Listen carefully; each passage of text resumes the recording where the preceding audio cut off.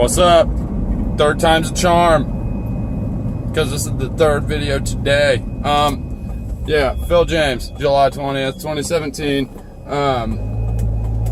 This video is going to be short, hopefully, sweet, hopefully, and straight to the point, hopefully. Okay, so, I want to talk about the ISS right quick.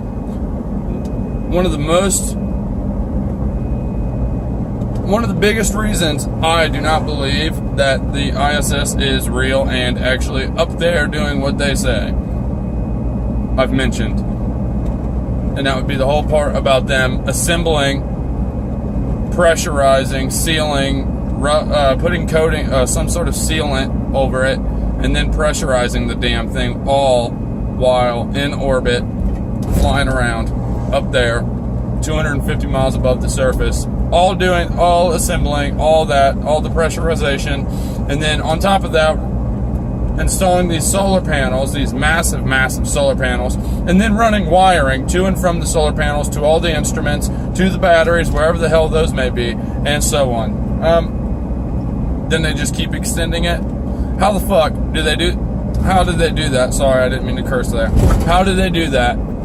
Assemble more onto it while it's already up there and pressurized. So that means they got to take it, put it on there somehow without letting the pressure out of the station. They have to somehow open the one end, put the new cylinder can on there, because that's what it looks like, big round can. They have to assemble that all while the pressure stays in this part, the part already built, but they put the new part on and they suddenly pressurize it. How do they do that shit? I mean, really, how did they do that?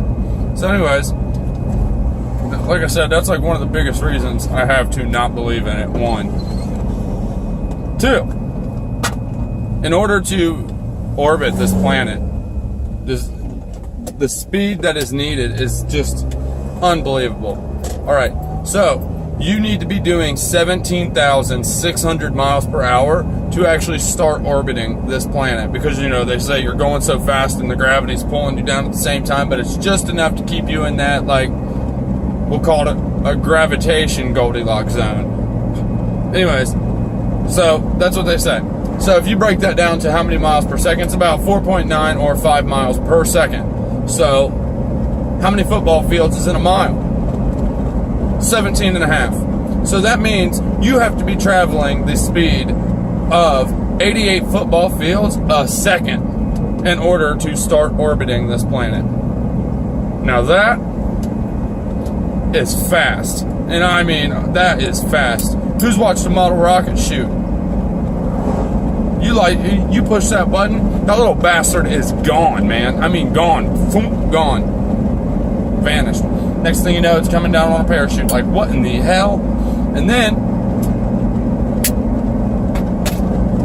watch a NASA launch or a SpaceX launch. This takes its dear sweet time, get there when it gets there. They don't need to go into orbit or anything, whatever. Point is, though, with speeds like that, the so-called construction and assembling of the space station, it's all just so unbelievable to me. And then now, with this new shit with Elon Musk wanting to be like the modern day, real life version of Tony Stark or whatever the hell he thinks he is, talking about how he idolizes Edison for creating electricity, yet he owns a car company now called Tesla Motors. Piece of shit. You should be idolizing Tesla. Anyways, for him to, say they're launching these rockets and they're going up, docking the space station or setting out satellites in orbit and all this and that, and then they bring that rocket back down to the drone ship and land it vertically on their drone ship in the middle of the ocean? I think not. Let's wake up. Do you really think they're landing a rocket in reverse vertically on a fucking ship in the middle of the ocean? Hell no, dude. Hell no. And then you look at like these satellites we have. Like, what's the one that they just used to take all that close-up imagery of Pluto? Absolutely pathetic. First off, this has been said numerous times by people that believe the same kind of thing as myself. We can barely get Wi-Fi on our front porches. How in the hell are they transmitting 4K images from Saturn back to the planet? How are they transmitting images from Pluto, which is, so many ungodly amount of miles away, back to the Earth, and we're picking it up through all that vacuum of space? I mean, really? Come on. Let's think about it in a logical sense, in a logical manner. No, they are not doing any of this. They cannot leave. Like Bill Nye says, the Earth is a closed system. There's nowhere else to go. So then you look at, these satellites. NASA must be thinking ahead, because it's clearly obvious that NASA builds their satellites or their rovers with selfie sticks on them. Brilliant, right? Who would have known that NASA already had the selfie stick long before it was a thing? Long before it was like a major trend to own one and be like, really? I mean, come on. So these satellites have selfie sticks apparently attached right to them, and they can take selfies of themselves as they're flying through orbit and they're flying through space. Thank God NASA put those selfie sticks on there. That's all I gotta say. Thank you, NASA. I wouldn't have been able to live not knowing that this satellite couldn't take a selfie. And then, you can carry on, because this list is never, ever ending. So not only the rovers and selfie sticks, Mr. Don Pettit, is that his name? Don Pettit, that guy, he was an astronaut, and now, he's like one of the bigger guys at NASA. He's all talking about how he would go back to the moon in a nanosecond, but we don't have the technology because it was destroyed years ago, and it would be too painful to revisit. But we're going to go colonize Mars. Really, people? Like, what the hell? How does that make any sense? Shit, wrong road. Too busy talking shit about NASA. Not a space agency, NASA. But anyways, yeah.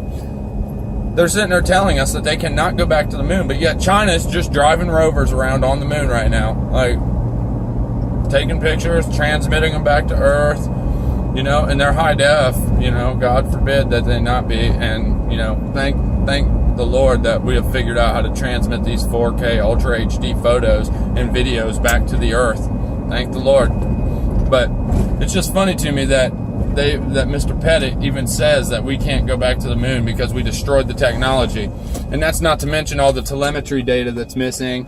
And then even if they found it, like they said, which I am quoting NASA employees, I'm not sure where it's at. I haven't seen it for years. And even if we did find it, we wouldn't be able to play it because there's no machine here that could play it. What? You guys couldn't play some telemetry, like 1-inch reels of data? Like, really? You'd think that would kind of be needed for records, considering it was the greatest human achievement ever achieved and whatnot. You would think that they would also have documentation of them building and assembling the ISS and sealing it and pressurizing it while orbiting the planet 250 miles up. But no, we don't have any of that. None of it. And people still just love the NASA and eat it up. Fanboys, love it. Love it. Like I said, I ain't talking shit. I used to be a fanboy. I used to want to work for NASA. I loved it. Loved it. But now I've noticed that they are full of shit and completely and totally pathetic. So, yeah, not so much on that shit no more. But that's all I wanted to say. Hope you all have a good night. Peace out.